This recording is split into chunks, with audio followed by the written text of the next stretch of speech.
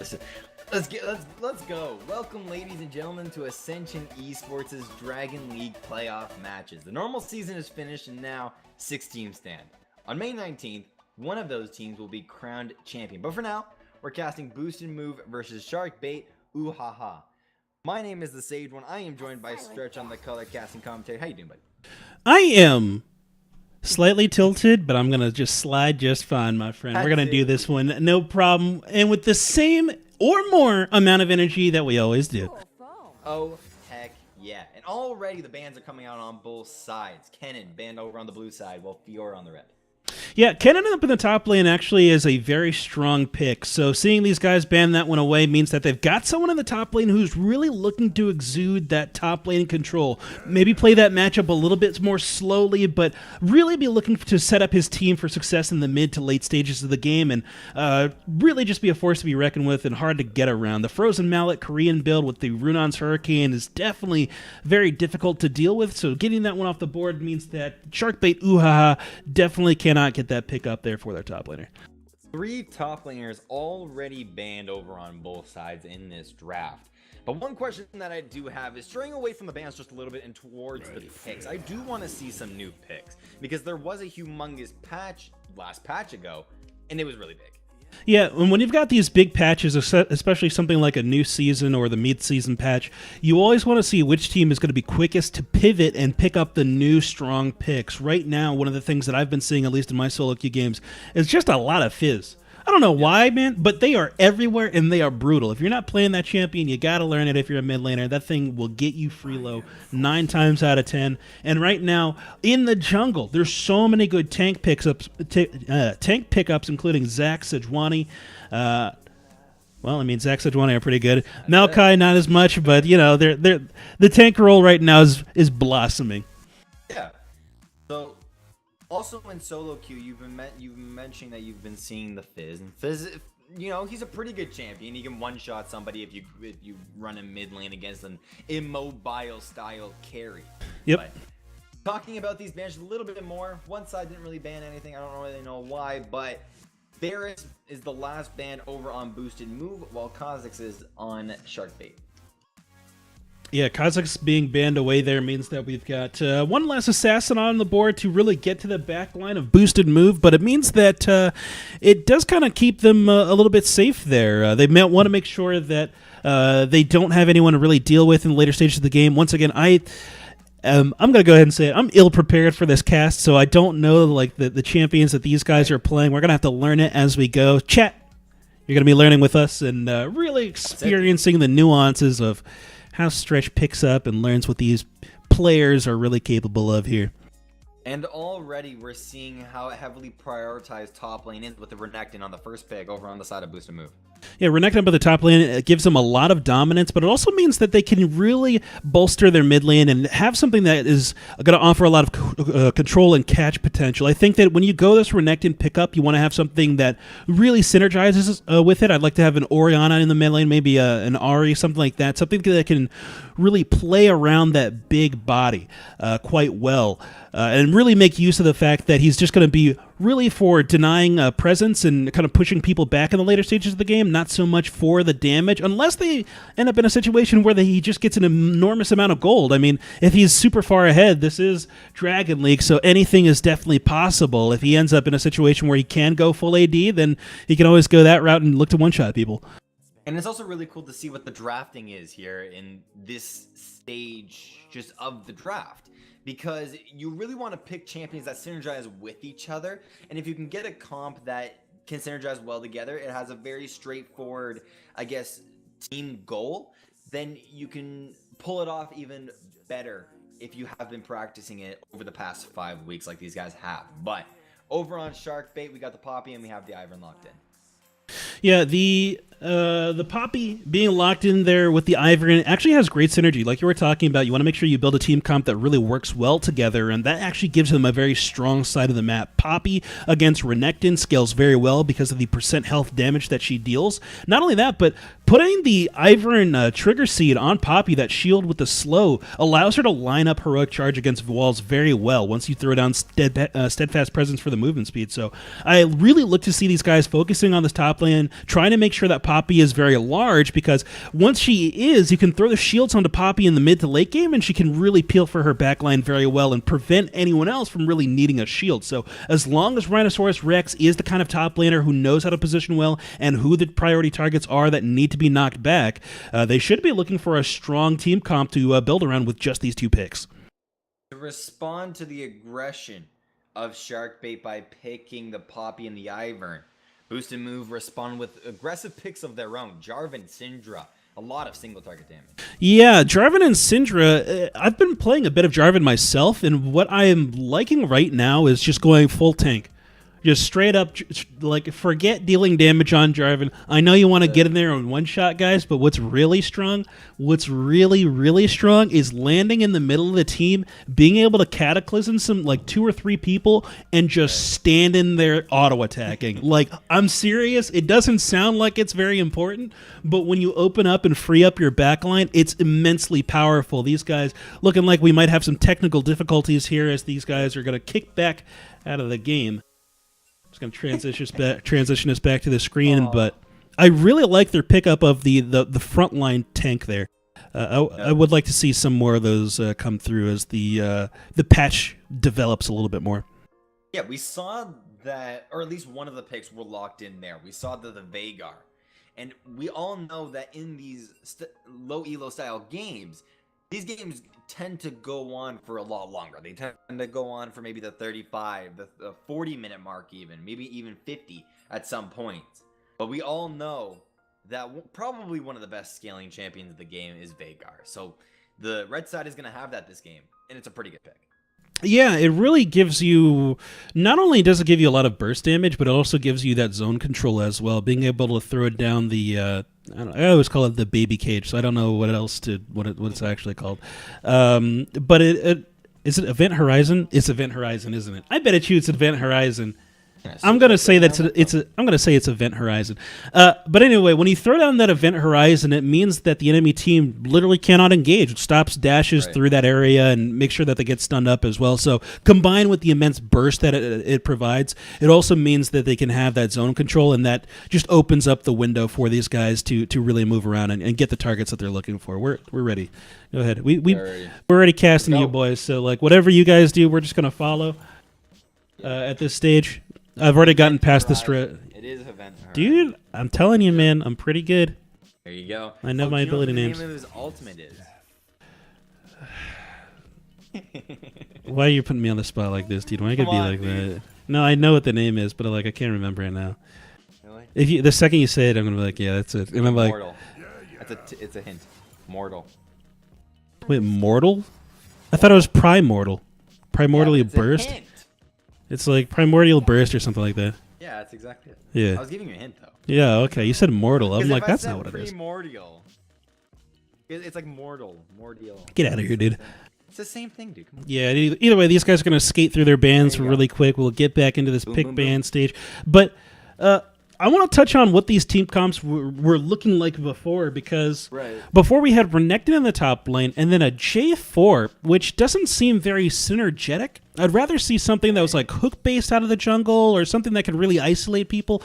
They banned the Gragas in the second round through just to get through the bans quickly, but I would have liked to see something that could really bump someone into a Renekton. The J4 is nice and all for locking people in place, but you really want to have that Renekton with the ability to really free roam around the fight a little bit easier, and having that terrain there makes it a little bit more difficult to move around. We'll see how it ends up working out here, but once again, I would have probably liked to see a Gragas with the Renekton there, but either way, it's all right. Yeah, and when you play games like this, when you're in the playoffs, you're in low elo, you just gotta play what you're comfortable with. Maybe I Love Gangplank wasn't too comfortable on something maybe like a Zac. I don't know if you were thinking about a Zac that can bump. Dude, a Zac, a Sejuani. Dude, these champions right now, I'm telling you, they are nothing to turn your nose up about. Exactly. Like very, very strong champions. But maybe he's like, I've been playing Jarvan for the past week. I haven't really touched Sejuani. Maybe the one time that he has touched Sejuani, he didn't really do too well on it. So he's been seeing more success with Jarvan than he has Sejuani. He wants to choose this Jarvan. Go right ahead. But we were seeing in the last draft, the Veigar was locked in, so that is just final. But Orianna was locked in from the Phoenix, but I'm guessing it was just like an auto lock style thing. So he switched over to the Varus. That's going to be played in the AD role. Varus, you know, Deathfire Touch was nerfed. It's not really that good of a champion anymore. What do you think? Well, I mean, I think that it's not really that fair to say it's not that good of a champion. It's not that good of a mastery anymore for AD, at least. On AP, that's still an incredibly powerful mastery, but they Riot toned it back for AD because it was just being exploited too much. But that being said, Varus will always remain to be one of the best champions for shredding tanks out of the AD role, just because the percent life damage that he does off of popping his stacks on his W is always a significant amount of damage. So we're likely to see that this is a Varus style. A Blade of the Ruin King style Varus.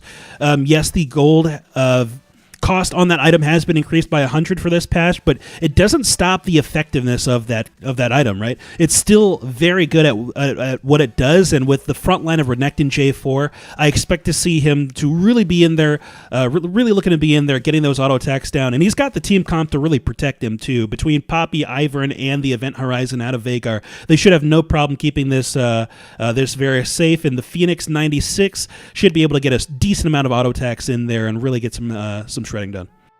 So very quickly before we go over these two teams, I just got word that the reworks are banned this week. Doesn't really make sense to me, at least, just because there was so many changes in the game itself.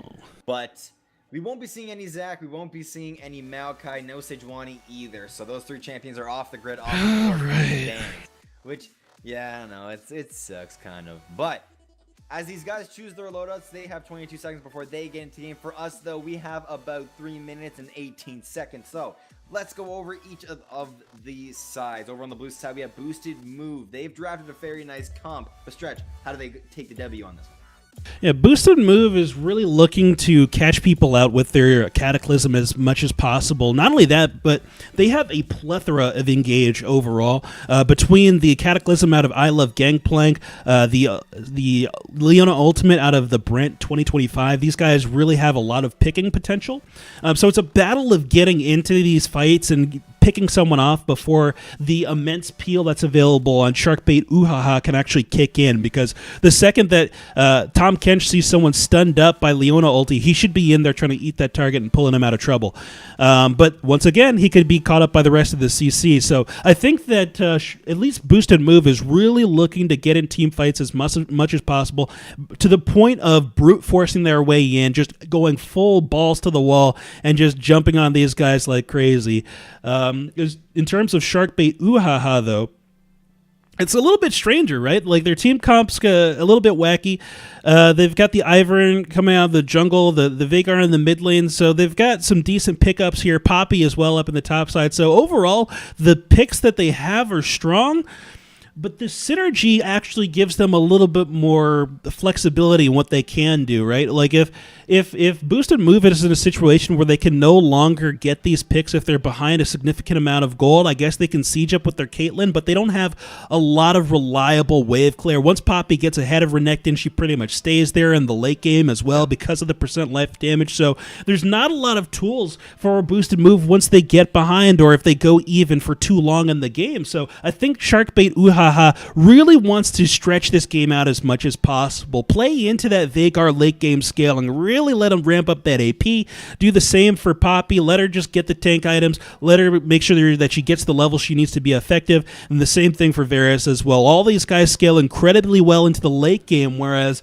Boosted Move really is playing with a bit of time, at least on the J4 and Caitlyn, because those guys do fall off after quite a bit of time. So if they can stretch the game out, they've got a really, really strong late game comp. I'd like to see these guys take it to 35 minutes. And one question that I do want to ask is, what's up with Ivern? Because he has the highest win rate in solo queue, around 60%. He's a very strong champion overall. He's not receiving any nerfs. Shouldn't he be like pick ban every single game? Like, this guy's an absolute beast. Right, so the reason Ivern is so strong is because he lacks punishable windows.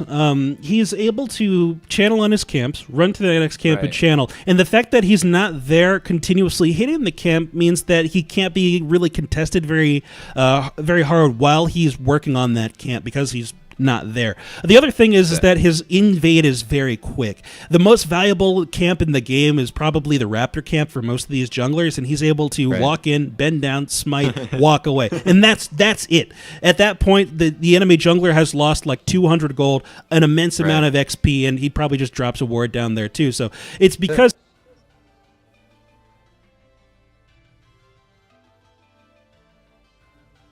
Yeah, he's a very strong champion for a lot of reasons. He can give his teammates shield. And also not to mention that he can completely skip his jungle item and go straight for that redemption. Yeah, he just goes straight into those support items, and that really means that his build path is much faster than most other junglers, hitting those effective power spikes much more quickly than anyone else. And there's just, actually, now that I'm thinking about it, there's a laundry list of reasons why Ivern is almost 60% win rate in solo. Daisy has such a, it's so hard to punish anything about Daisy. It's like, we almost got Ivern. All right, he dropped Daisy, put a shield on Daisy, now we're slowed, knocked up. All right, wait, hold on. He whipped around, put redemption on himself. Like, there's just so much stuff going on with the champion that's so hard to lock him down. So a really effective pick in these games, though. This might end up being a ban going on to our later games. And I was looking at, it was one of the coaches on Twitter, and they said one of the reasons why Ivern isn't really that great in Korean solo queue is because people are just fully target the Daisy once it comes up. So maybe I do want to see if NA starts to, I guess, latch on to that strat, which is full on killing the Daisy right when it spawns. How are Ivern's going to use that Daisy for it not to die instantly? Yeah, you really have to be a little bit more cautious with it, right? Because right now in NA, at least, Daisy will stay up for almost the entirety of the duration. Yeah. It'll have shields on it and stuff. It'll be, just a monster, and people will leave it up because they're afraid to get near it because he'll throw a shield on it and have a slow. It's a whole thing. But if we can get to that point where we do react as quickly as Korea does to that cooldown being burned, then we can see the effectiveness of that champion go down quite significantly. There's a lot to talk about since there is a new patch, but right before we get into that, we got to introduce these teams. So over onto the blue side, we got Boosted Move, Tonti2K in the top lane playing Renekton. I love Gangplank, not actually playing Gangplank, but he is going to be playing that Jarvan. Dane G on the Syndra, Chino Sensei on Caitlyn, and the Brent 2025 on Leona. Yep, and over on Sharkbait Oohaha, top laner is going to be Rhinoceros Rex. Jungler is going to be Suru Storm. Mid lane's Darkblade Wolf. AD carry the Phoenix 96 and support Drazel. Here we go. So one of the teammates disconnected. They're back now. This is all good. We'll probably get into that very, very quickly, but right out of that champion select, who exactly do you think won champion select? Who do you think won the draft, and who has the favor coming into this game? Honestly, I really like the way that like the way that Boosted Move has their team comp set up with the J4 and the Syndra combination. Having that limited space means that it's very difficult for you to dodge out of any of the additional stun damage that comes out of Syndra. Right. As I need to switch my overlay real quick. All right. But even that, I don't know, man. I think it's probably a toss up here. These guys have probably equivalent comps in terms of effectiveness, and I think that they both have equal chances to really take their claim on the game. I will say that mid lane's probably going to be our most volatile matchup here, because if either of these guys gets ahead, their champions go absolutely crazy with scaling. Looks like there could be a 5v3 scrap off here. Bottom side of the map, we see that Sharkbait is very patient. They don't want to aggress too far forward. Maybe they want to catch somebody, going right back on into their red jungle. Trying to burn some time before something actually happens. But Poppy is the first to go on into the red jungle, while Jarvan is just warding that blue buff. But the invade still pursues over onto the side of Sharkbait. Doesn't look like anything is really going to happen off of it. Maybe a red buff steal. That could throw off Jarvan just a little bit. Yeah, having his red buff taken away here is a little bit annoying for him. I like that flag start. That is the proper skill to start on Jungle Jarvan. It also gives him that ability to scout that brush out and thwart that invade quite handily. And it looks like yeah, Sharkbait's not really going to do anything additional there. They're just going to back out of that one, and smartly so. But it does mean that they've got a slower start on their own jungler. Ivern has not gotten to any of his camps, and as a result, he's going to be behind. Yep, he's just going to be waddling on over to his Raptor camp, maybe going for the invade. The thing is, it is warded. So if Boost and Move are synergized with this, then they can easily just go and maybe try and attack the Ivern while he does his flag drag over the wall, stops the Ivern from actually channeling the camp itself. But Ivern did stun up the Jarvan, flash over the wall, flash return. The red buff burn is on. Can Subaru Storm get out of this one? The Q and the poke and the E even. The flag does not, it does connect, but it's not enough damage to do to Ivern in order to kill him. Ivern escapes to safety. Yeah, a little bit too much of a too hasty play coming out of I Love Gangplank. Had he just sat on the cooldown for his Q and waited for the E to come back up, he could have closed that gap, gotten the knock up on Suru Storm, and picked up a quick first blood. It does open the window for him to get this invade off on Ivern's red buff, though. Suru Storm might be in a situation where he does not get that regen, which means that he might be able to do just an insignificant clear here. He needs that health to actually get the channels down on his camps, and if his health bar is just not high enough, he can't do it. Yeah, he's going to be waddling on back to base since he knows that he can't actually clear his jungle itself. He did clear the red buff, but... Or no, he didn't. Did he? No, he just got it stolen by... Stolen. Yeah, I Love Gangplank just stole that thing, man. That's a 3 buff. Easy. But... with the new catch-up XP potential, hopefully that he can try and catch up somehow, some way. But in the top lane, we're starting to see the lane bully potential that Renekton does offer. He's just absolutely insane. Yeah, I mean, the amount of healing that he gets combined with the lane pressure you can throw down with Call the Meek is just absolutely fantastic for him. So he's going to have quite the advantage for some time there in the top lane. Rhinoceros Rex going to be on the back foot, actually getting decent damage here with a good trade back. Toddy 2K not playing around that steadfast presence quite well enough. And that's just a lane matchup, I guess, just experience. You only really know how to play against Renekton if you've played Poppy into it enough times. So he knows what damage he can get off. He knows when to go in, when to just stay and chill out. He also knows how to capitalize on Renekton's mistakes, and we just saw that there. Yeah, speaking on lane matchups in the top lane, there are quite a few things that are very similar, though. Like a Renekton compared to a Darius, you know that you have to play around the cooldowns very well, that his auto attacks are not necessarily the thing that you're watching out for, but it's the abilities behind them and weaving that are getting weaved between that you really have to be hesitant about. So Rhinoceros Rex knowing exactly what he needs to do to get good trades here and just strutting his stuff up there, despite having a bit of a minion deficit, but I believe in him. I think he can make a comeback here. Monty 2K going on into the fight. Slice and Dice is out. Very nice damage there in the mid lane, though. The E connects the stun itself. W does as well, but he can't really get a lot of damage off. We all know that Veigar doesn't really do as much damage here in this early game, so I don't really expect anything from this Veigar here in the early game, but once he hits level 6, level 7, level 8, that can mean trouble. It definitely can. Like I was saying before, the amount of damage that comes out of Primordial Burst is absolutely immense. And a lot of times takes mid laners by surprise here. I don't know if Syndra's going to end up diverting the typical build path away from that Morellonomicon and picking up a little bit of early magic resist. That used to be the case way back when, before that Veigar ultimate was an execute, but we'll see. Done there in the mid lane. Since Syndra does not have Ignite, she did not pursue it. She did have Ghost, which meant she could have kept up to that Veigar, but she was just going to take the damage, get out of there. She knew that Veigar also had the berry. That's just huge respect coming out for her.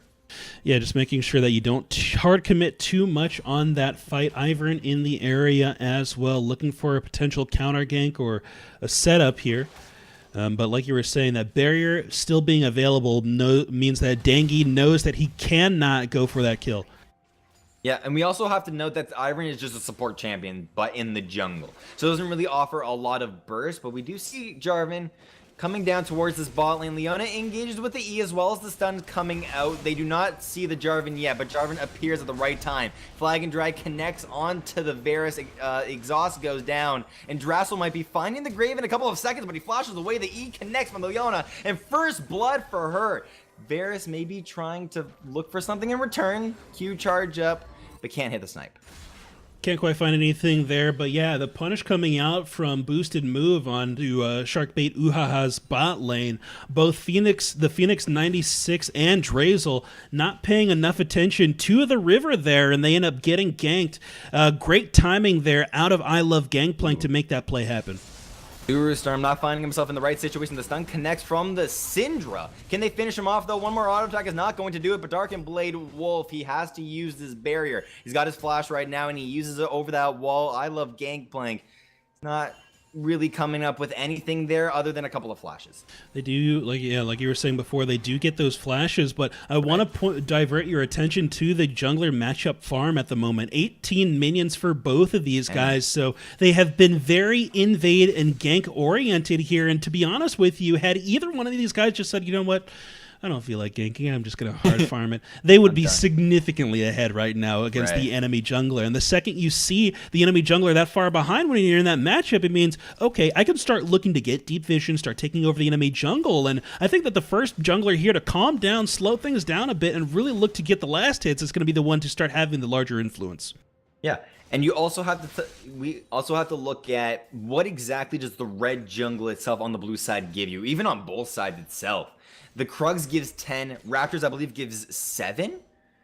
Something or like that, yeah. 6 or 7 around there. That's a lot of gold. That's just 17, 16 right there. And that's how much Jarvan has right now.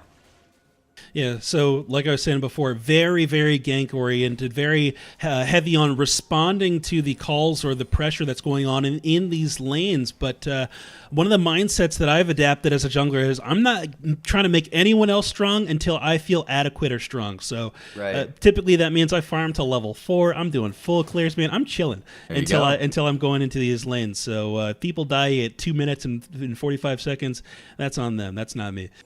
A full clear gives you 4.5, but in the top lane here, the flag drag connects, stomping the ultimate. The Keeper's Verdict coming out of Poppy. Red buff is down, but they do not want to dive a Poppy. I Love Gangplank is not level 6 yet on that Jarvan, so we didn't want to look for anything too huge. And once again, that's a result of that lack of farm. That play could have culminated into a kill had they had that ultimate available. Well, not necessarily a kill, but they would have definitely gotten Rhinoceros Rex's flash for sure. At least getting that summoner spell out means that they could come back for a return gank and turn it into something later on, but these guys need to get into this jungle, farm it out, and set themselves ahead in XP.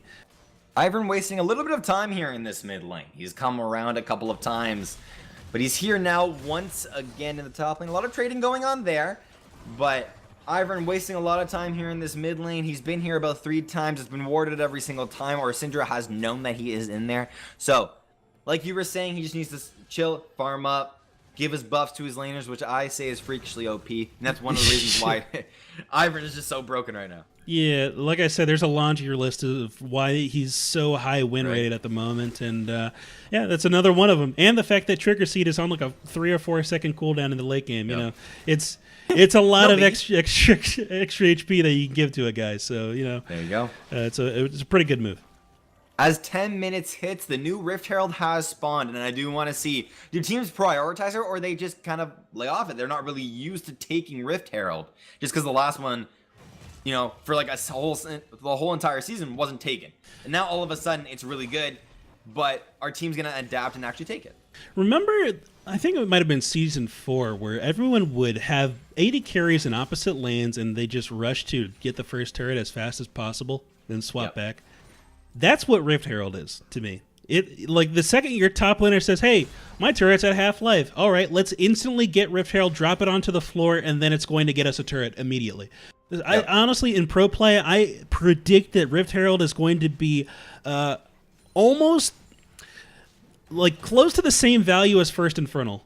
I'd say, because the second a team commits to Infernal and you say, I have Rift Herald already, it's like, all right, well, it's First Blood Tower. Yeah, it's First Blood Tower, and then probably half of the next one, because it takes a while to actually get across the map. So I'd like to see these league teams get in there and really prioritize that buff, because it's very strong.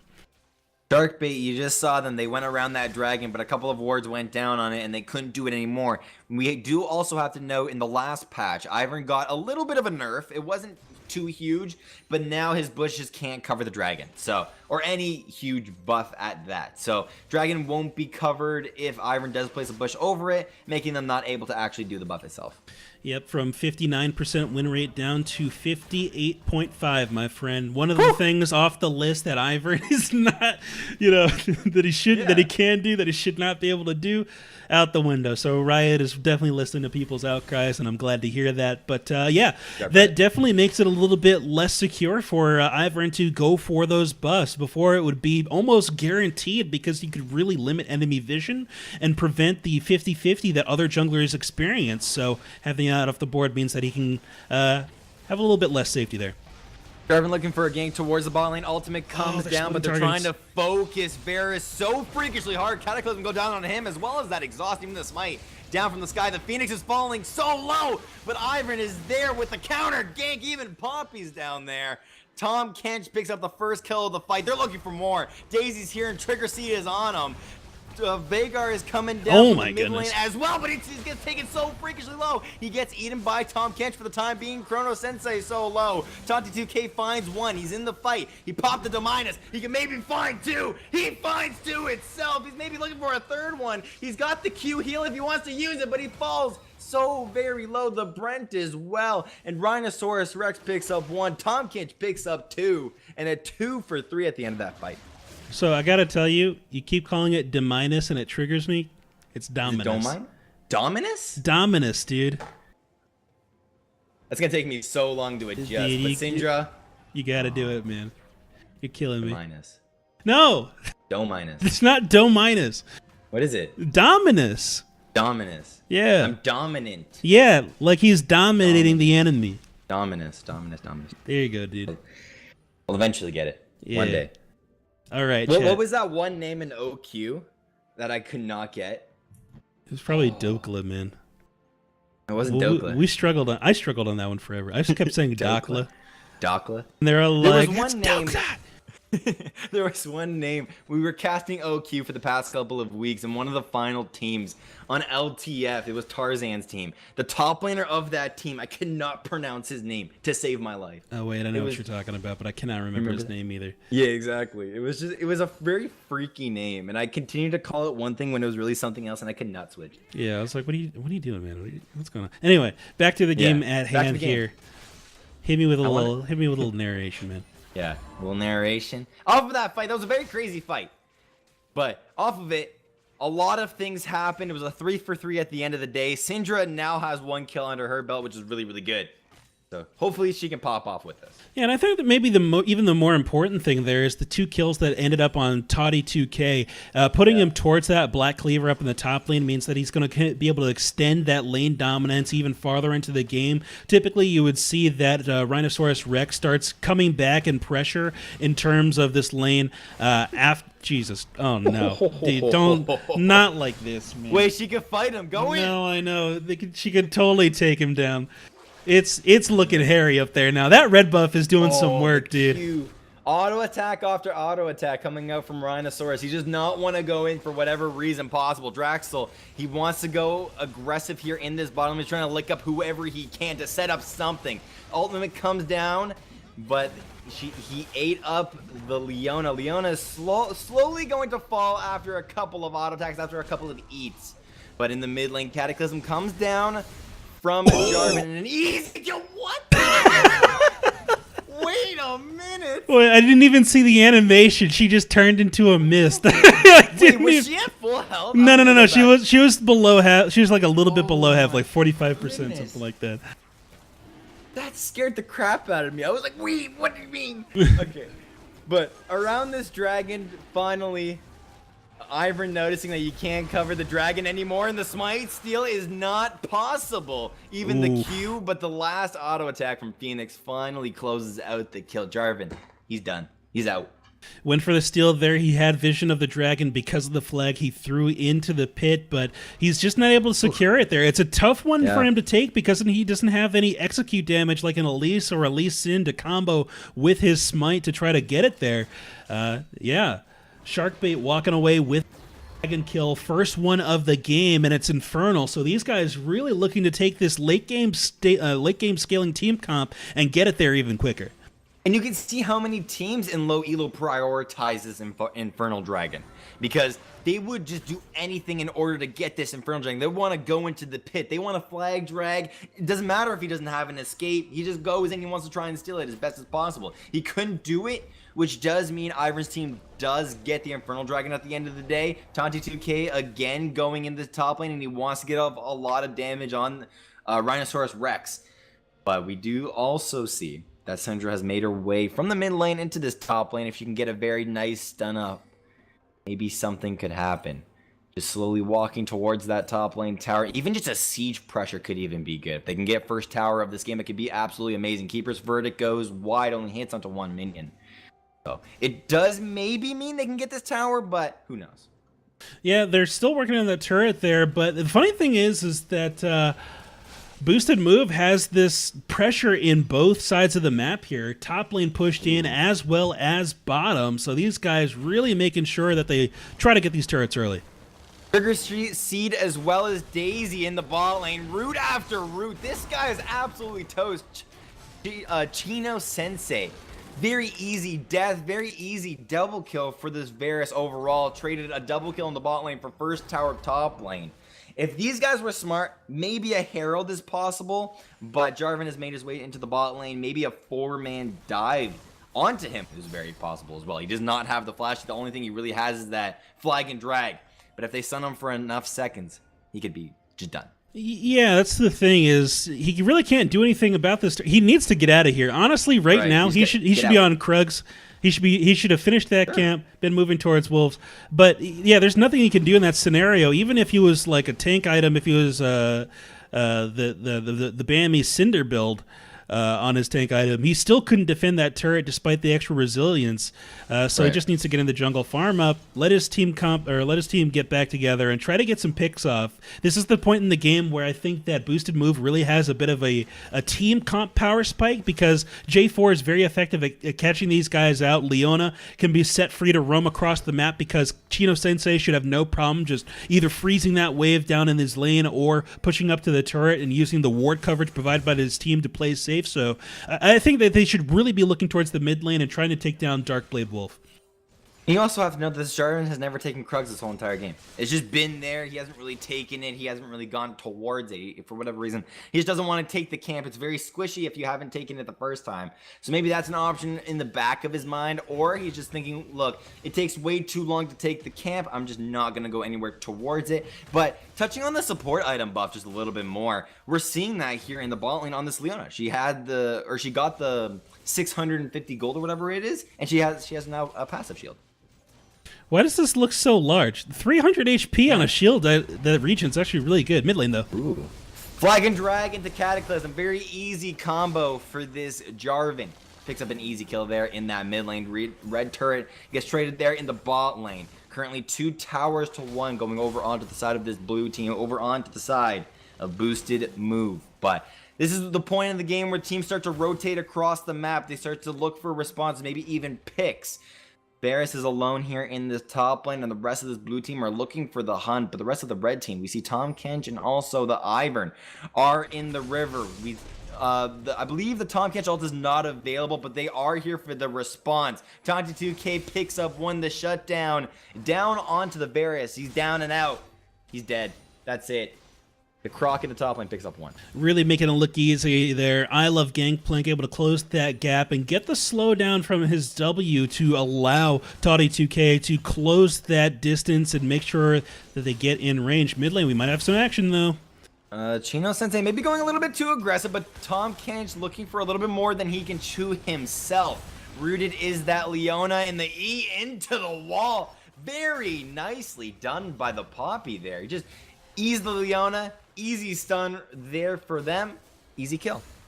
Yeah, these guys really playing as a team here. Sharkbait showing up as 5 members, 5 fingers of a fist to just punch the face of Boosted Move. I guess I couldn't. I was like, where am I going with this fist? I was like, where am I going with this fist analogy? I guess we're punching now. That's just how we're punching. That's it. You got it. It's a PG shoe, man. Come on. I mean, yeah, there it is. But anyway, Last turret available for these guys is going to be in the mid lane, so the lane swaps have already occurred. Phoenix 96 and Drazel need to switch places for with Darkblade Wolf. Look at the damage that comes out of this Syndra already. And Flash look at, on oh him, wait, dude. it's done. Oh, the ace in the hole. Boom! Chino Sensei gets the snipe. Yeah, nice snipe there. And look at the farm differential in the mid lane as well. Darkblade Wolf has been having a very hard time against Dangi. Just having a real rough situation because the amount of pressure that Syndra puts down in the landing phase here. Maybe needed some more ganks out of Suru Storm, but even then, that might have not done it for him. Very ambitious dive, but it maybe isn't so ambitious. But no kills for the time being. A very weird dive coming out of this blue team. Poppy chasing a little bit more than she wants here. Shut down 1 for 1, but the rooted is the Brent 2005. No, gosh. Numbers, they're way too hard. Chino Sensei, he's just done. That's it. But Syndra over the wall. She's trying to place as many spheres as possible, many stuns as possible. She can't get it off. She still has her ghost. She still has her flash available to her. Renekton hasn't even reacted. He's trying to split push in the bot lane. Syndra is also trying to respond to this dragon aggression by getting something of her own. Mid tower maybe falling in response to the ocean dragon. Trying to make it happen, but ultimate from Tahm Kench. Ooh, it was way too far, flashing out and just wasting it completely. Syndra's dead. Yeah, ultimate out of Vhagar will clean up that kill. And now it's going to be Sharkbait Oohaha with a little bit of pressure on the mid lane. Daisy available to tank up this turret for these guys. And they've got a couple minions there as well to prevent the backdoor bonus. So this should be an easy turret take, but looks like Gangplank's got different ideas. Flag and drag knocking up 3 people. Taunty 2K is making himself into the fight as well. Pops his ultimate and he's trying to find whatever he can. He gets stunned up for the time being and also gets eaten by the Tahm Kench. This guy's an absolute beast, and the Phoenix 96 picks up 1. Keeper's Verdict knocks up 2, and 1 kill falls. The I Love Gangplank is not having a great time this game, and Leona is stunned once again. He just spawned, came back, he's dead again. It's a hard life, man. Yeah. These supports in this game just having a rough time. Or actually, the Brent is having a hard time of it. Drazel's sitting pretty, man. He's like, you know what?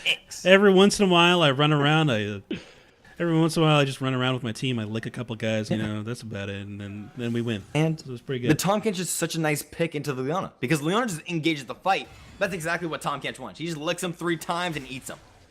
Yep. Get in my belly. I mean, you can either eat the Leona there, or you can just take out your carry that was going to get picked off as well. So these guys have a lot of options of what they can do with the support pickup, and it really is just the saving grace for the Phoenix 96. You can feel very comfortable going in, despite being very immobile against the amount of CC or frontal CC that's available on the enemy team because Drazel's playing such a good Tahm Kench this game. He's absolutely amazing. He's 3-2-10. He has 13 he has 13 kills for his team, participation, something like that. I don't know the words I'm trying to say, but dude, you know what? You keep man. trying, dude. Dude, I'm trying. That's it. You'll get I'm trying there, to man. start a conversation. I'm trying to dish out statistics, and that's all you, dude. But 24 minutes have gone by here in this game. 27 kills have been traded back and forth overall. Right now, we're starting to see the real carries, the real champions that are starting to come up big here. Over on Boosted Move, the Syndra is coming up huge in these couple of fights. She needs to get in there, though. She needs to ult somebody. She needs to one-shot somebody. Taunty 2K maybe getting caught out here. Doesn't walk into the wall right now. But Syndra may be going a little bit too far. Triggers the Poppy. The flag and drag. Interrupts the Poppy E. As well as the Mastery Emo. But over onto the side of Sharkbait, I want to say that everyone's really big here. Because these guys all scale up really well. And they all have really nice scores. Yeah, they're all doing A good job here, and I think that the real damage threat is at the early portions of the fight. It's the Phoenix 96 because he's got so much health damage, and these guys on boosted move are just not ready for that. Leona's the only person who's got any form of armor on her build, so everyone else is just getting obliterated by the Blade of the Ruin King Varus damage. And then towards the tail end of the fight, you just have the one-click Veigar ultimate, and he'll take you out if you aren't, if you're really putting up a fight there. So these guys have the setup to win these battles. But I want to talk about boosted move and this Jarvan pickup, because I feel like they've got an issue where they know that they can get picks with their Syndra, but they aren't confident that the Leona ultimate will land, and their J4 does not feel comfortable jumping into the middle of the team. And this is the reason why I've been advocating so hard to just go full tank on this J4. Team fight starting though. Engaged once again. The ultimate gets popped from the Renekton, but the Cataclysm is down. But the Redemption is coming down from the sky. But he gets absolutely popped at the start of the fight. This could be the fight that the blue team is looking for. But Poppy's coming in from the left side. A stun onto two people is absolutely beautiful. Taunty QK falls, but the Syndra finds 2 kills. A triple kill for the Syndra for the time being. She's maybe looking for 2 more kills. Maybe even a pentakill at this point. Ghost has popped by here. She's looking for more kills. Maybe onto the Ivern. But Poppy's coming in from the right side, can only use her passive shield to do enough damage. But a 3 for 2 at the end of that fight. Maybe a little bit more. But Poppy maybe overstaying her welcome just a little bit. She can't stay fully just because of how much damage she does dish out. She's getting chased on right now. She may be looking for the turn opportunity. She's got the flash available to her, but does not want to use it. Yeah, just going to blast cone out of that situation. No problem whatsoever. So Rhinoceros Rex quickly approaching that unkillable Poppy point, and I like the reaction from Chino Sensei's build as well. Getting that Giant Slayer signifies that he's looking for Lord Dominic's regards, and he needs that item if he's going to take that Poppy down. 2 armor items completely finished up here, and the shields out of her passive make her very resilient in these team fights. But talking once again about that team fight that we just saw occur, I love Gangplank getting into the middle of the brawl after the Brent 2025 couldn't quite find the ultimate onto, I think, either the Phoenix 96 or Darkblade Wolf. Either way, Drazel was able to show up and get that save, but we got to pick. Absolutely amazing. The auto attack and then the E. Coming out from the Poppy. We have to note that Syndra did get Banshees. So she did have the shield around her. Auto attack denied it. But a stun, maybe a pick out here in this jungle saying, get out of my jungle. But Poppy is too dang tanky. This guy's an absolute beast. He's still going aggressive even after all of that aggression itself. Taunty 2K finds himself in the back line, but maybe in the wrong situation. He dishes out the Q, but the Redemption is coming down from the sky and gets 1 kill for Suru Storm himself. The Ivern is popping off. He's 4-1 and 14. He's an absolute beast. Yep, Ivern, very, very strong in this game, and this is what we're talking about in the champ select and in the loading screen is because he's able to rush straight towards these support items, he makes his team incredibly strong during these team fights. No one even going down below 75% life in all of that exchanging inside of the jungle and in the dragon take. So these guys very healthy in these team fights, and it's going to continue to stay that way unless something changes in these engages. The stun comes down from Veigar. It gets it gets the Caitlyn, but she was on the very back end of it. But Ivern is now in the enemy jungle, buff and just buffer himself, buffer his ADC, no problem. Just bends down, smites the camp like you were saying. Easy buffer his ADC. It's a hard life, man. It's hard, man. The other thing about Ivern is that like the play style that he supports is very low risk, right? He doesn't have to put himself in any danger, so it's very rare that your Ivern is the person that's feeding. So when you pick Ivern, it's just like, you know what? Only good stuff. That's it. Yeah. Only good stuff. I don't have to be in danger to put the shields on anyone. I put it on Daisy, you know. Brush. Why don't we just pick some brush? You know, it's all good. And so, like, that's another reason why his win rate is so high in solo queue is because the people who pick Ivern have a very low chance to feed because they have to be nowhere near their targets to make an impact on the fight. And he's also a very fun character to play. It's just like, he's just like, I want to go swimming later. It's like, oh my god, yeah, I do. You know what? It is hot outside. Yeah, let's go. You know what, Ivern? Yeah. It was...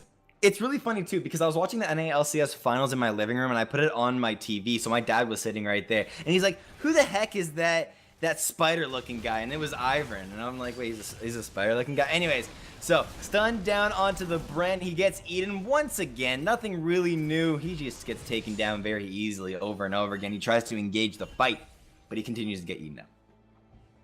My bad, dude. The Brent, though, I got to touch on this build. What is this? What is this random Zoman? Support your team, my boy. Get that Locket of the Iron Solari so your Renekton and your J4 feel more comfortable going into these fights, but catch on to Suru Storm potentially reacted to by the support of Sharkbait Oohaha. I love how, like, your transition from the team fight just switched because the Tom Kench ulted. Yeah, dude. But, yeah, that's it. But the E is coming from the Veigar. Easy pop there onto the Caitlyn. Maybe make it two. Why not? Keeper's verdict from the Sky. Rhinoceros Rex picks up 1, 2. Why not? From the Veigar. E, the taunt, the stun, the cage box itself.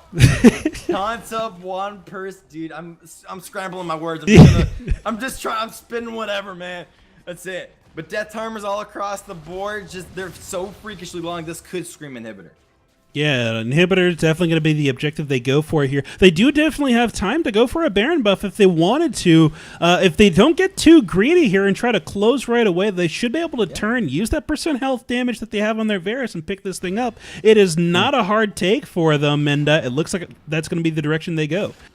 Yep, and you can tell just the builds coming out from Sharkbait is basically, it's not only what's winning them the game, but it's what gives them the advantage going into the later stages of this game. You see this Tom Kench, and he's full utility. He's got a Locky, he's got a Mikhail's.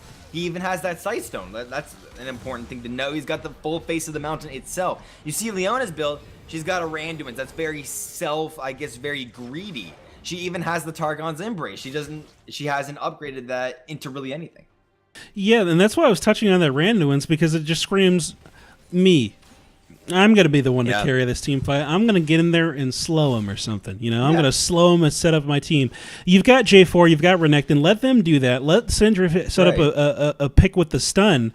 You can still engage, but your main job here is to peel for your AD carry, and the best way to do that against the roster that you've got here is to pretty much just make sure that Caitlyn stays shielded and stays protected from Rhinoceros Rex, who has just been running rampant on the back line of boosted move, and with really no response so far. Caitlyn has not finished up that last Whisper, and it looks like the build has diverted a little bit to some lifesteal instead of just getting the additional damage.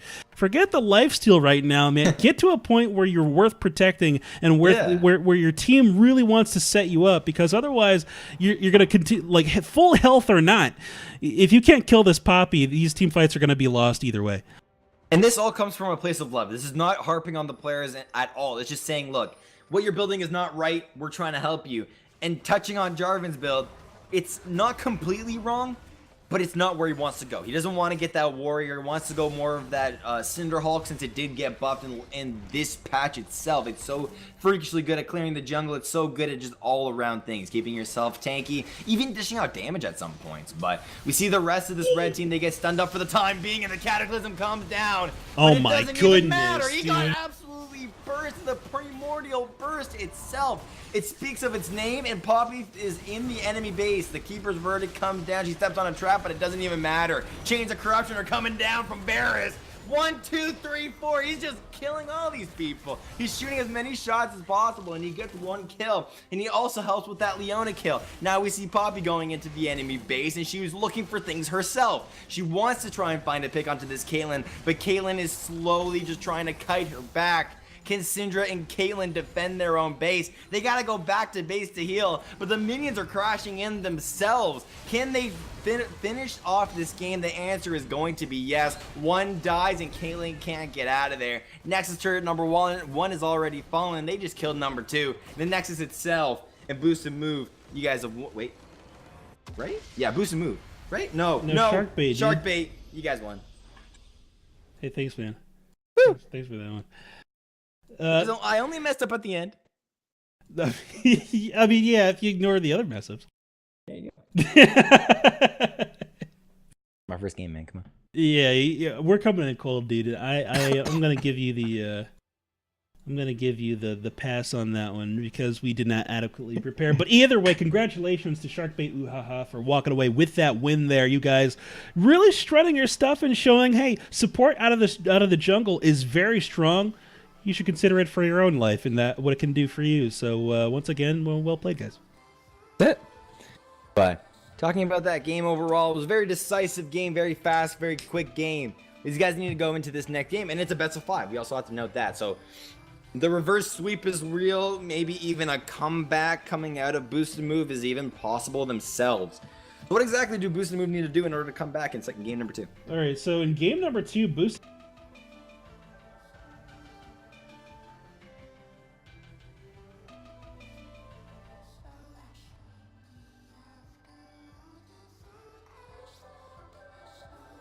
Yeah.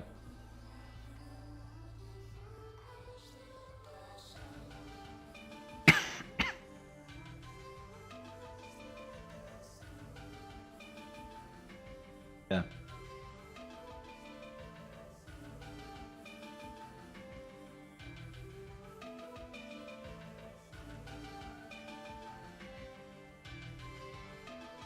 Yeah. It's very decisive, very quick.